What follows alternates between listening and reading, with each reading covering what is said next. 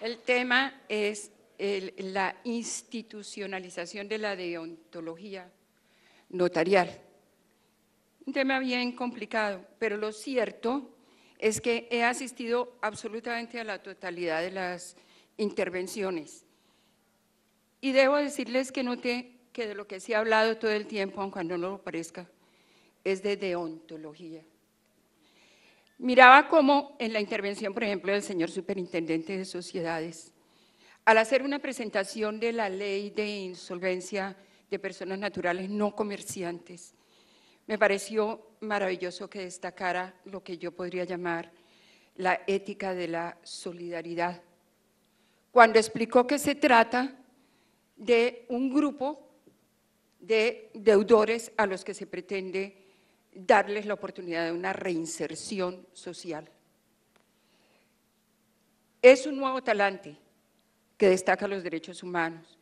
O si nos vamos a mirar la intervención del ministro de Agricultura, quien nos hablaba de la deuda social, nos está hablando de una ética de reparación que conduce al perdón, bajo el título de la restitución de tierras. Presentaré el lado humano, lo más brevemente posible, lo que yo considero el lado humano de esta ley tan importante y tan destacada. Y escuchando igualmente al superintendente de Notariado y Registro, quien resolvió en el último momento embolsillarse su conferencia académica para atender exclusivamente, ofrecerse lo que se le enviaba, pero atender exclusivamente los problemas urgentes, reales, inmediatos del notariado, mostró lo que yo podría llamar la ética del compromiso de la vigilancia. Es decir, me parece que hemos caminado sobre la ética todo el tiempo y máxime cuando acabamos de escuchar todo lo referente al lavado de activos, donde ya entramos a concretar muchísimo los aspectos relacionados con la ética notarial. Porque es que, como dice Sabater, la ética es lo humano y la ética es una reflexión sobre la libertad. ¿Sobre qué libertad? Sobre la libertad de escoger nuestros planes, de escoger nuestros valores, de tomar nuestras decisiones. Es una libertad que en ocasiones se ve reprimida por otros aspectos que son ajenos, en particular a la voluntad de los notarios. Elegimos incluso las formas de convivencia y finalmente elegimos también a qué le vamos a dar prioridad. La deontología notarial está basada entonces en la elección de principios y deberes. ¿Dónde los encontramos? En las grandes normas de la ley notarial que nos traen al recuerdo nada menos que a nuestro mejor jurista, a Fernando Inestrosa, quien se lució con sus 3 estatutos que aún permanecen, a excepción de las modificaciones que se han hecho al registral, pero los estatutos de notariado, de registro de instrumentos públicos y de registro del Estado civil. Y al hablar de ética, siempre pensamos o de vigilancia o de control, siempre estamos pendientes de algo así como la sanción. Pero yo sí quisiera que en algunas oportunidades recordáramos por allá esa disposición del Código Civil con esa hermosa redacción de don Andrés Bello, en donde nos dice, la sanción no es solamente la pena, la sanción es también la recompensa. Y esa recompensa la reciben ustedes a diario. Es cierto, están cubiertos de controles, rodeados de controles directos y residuales, pero la verdad es que el resto del desarrollo de la ética notarial la encontramos en los estatutos de la propia Unión, que confío en que yo no los voy a conocer mejor que ustedes.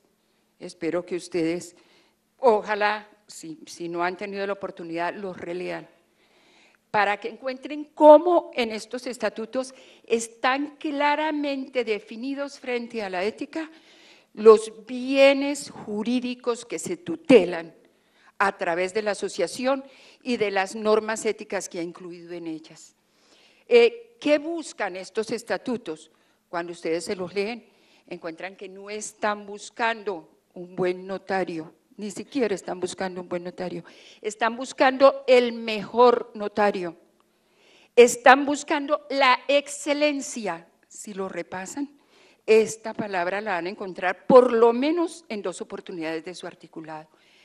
Les recomiendo el preámbulo, donde se resumen algunos de los bienes que se tutelan jurídicamente.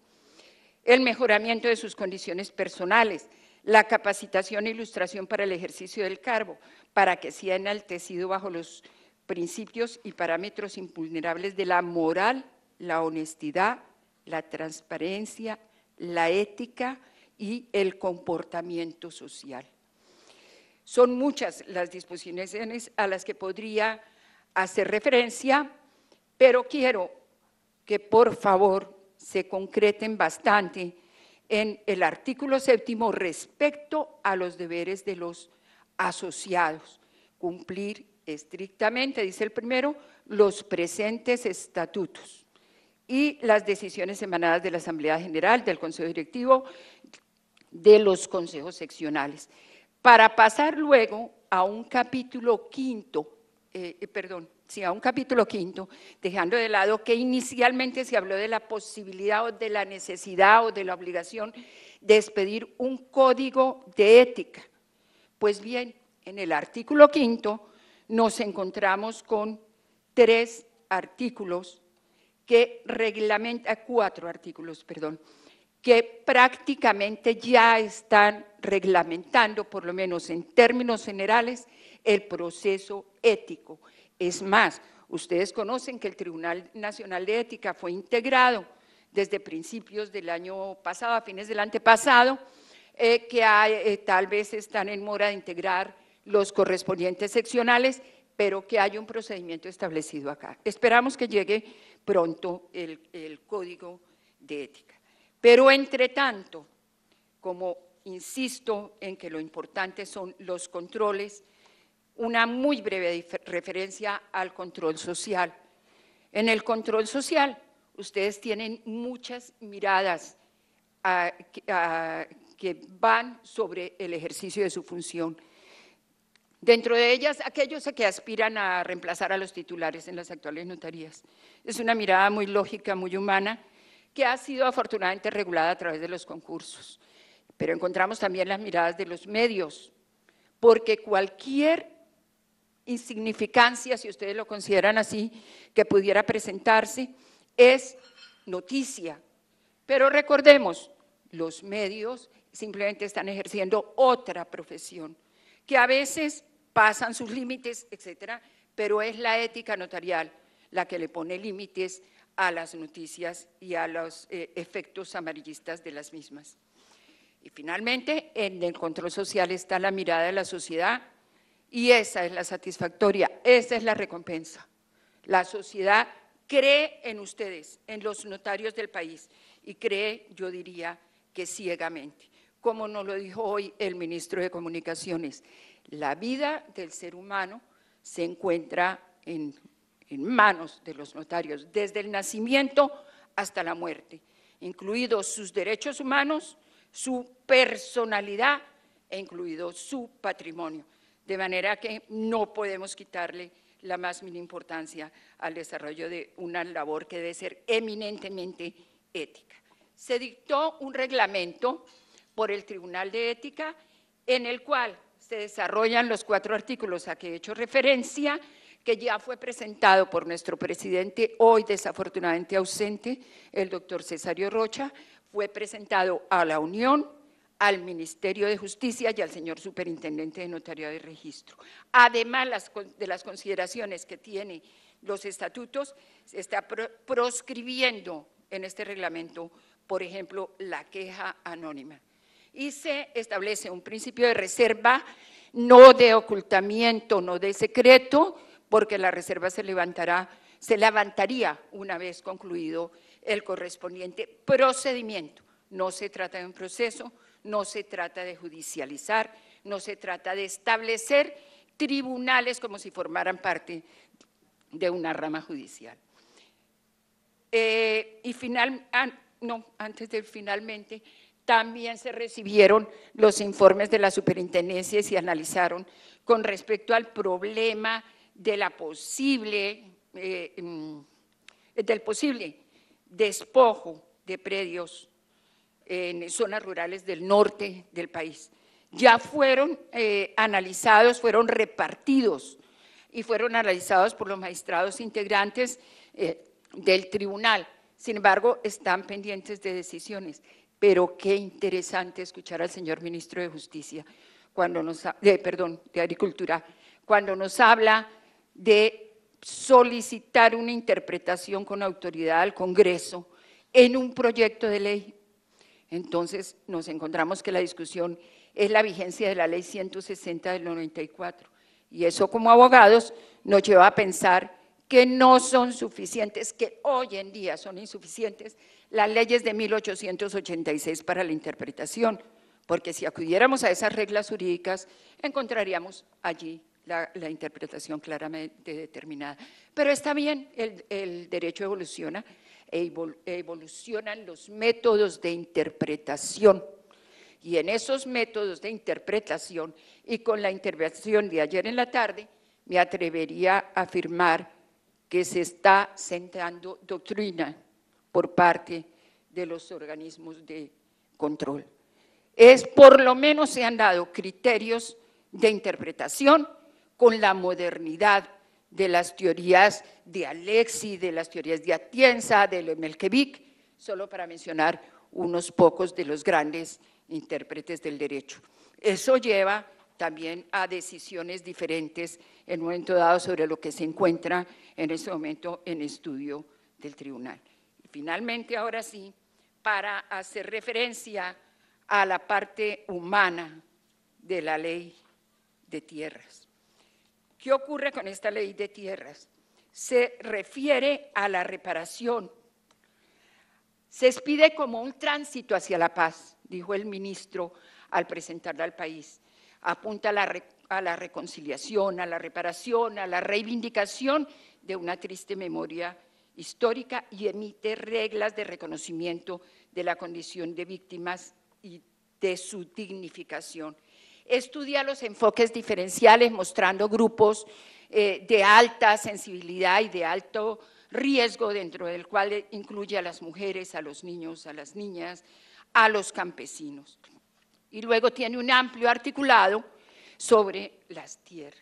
El tema es ni más o menos el robo, como dirían los penalistas, de lo que es la tierra en Colombia, a través o dirigido fundamentalmente la usurpación por grupos armados ilegales.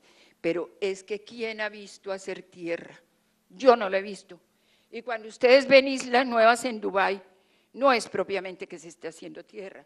O cuando viajamos a Holanda y vemos cómo le han robado la tierra al mar, pensamos, ¿cuándo rescatará el mar esas tierras? No hemos visto hacer bebés probetas, pero no hemos visto hacer tierra. Y por eso la tierra siempre será un botín de guerra, como lo ha sido por las guerras territoriales y como lo es ahorita, pero no es ni siquiera por los grandes recursos hídricos o por los recursos petroleros o por los recursos agrícolas. Es que además a eso se suman las rutas del narcotráfico. O sea, ¿en qué consiste esta ley? En poner a los notarios y a la justicia del país frente a la libertad de la toma de las decisiones en materia ética. ¿Por qué? Porque van a sentir frente a ustedes, como decía el Tiempo, por ejemplo, más de 807.000 hectáreas pertenecen ilegalmente a las FARC, y más adelante indica, pero podrían ser el doble. ¿Qué es lo que se va a presentar? Se va a presentar seguramente, yo espero que mi pesimismo no sea tan razonable, injerencias de toda clase, económicas, engañosas, extorsivas, intimidantes, de corrupción, de fuerza y de halagos, tanto para el notario como para sus familias y seguramente para sus empleados, poniendo a prueba una grave perturbación de su libertad y poniendo a prueba la ética del notariado. Pero seguro, ya con un vistazo más optimista, que cuando estas dificultades y tensiones toquen a la puerta del notariado, con su íntegra e inmodificable ética, al abrirla se va a encontrar con la historia. Puede que no individualmente los notarios, pero sí el notariado colombiano, porque ustedes serán los notarios, o son más bien, es el aquí y el ahora del pensamiento kantiano, creo, doctor Mario Fernández. Se van a encontrar de frente con que son los notarios de la memoria, de la reparación y, como dice el lema de este Congreso, de la justicia y de la paz de Colombia. Muchas gracias.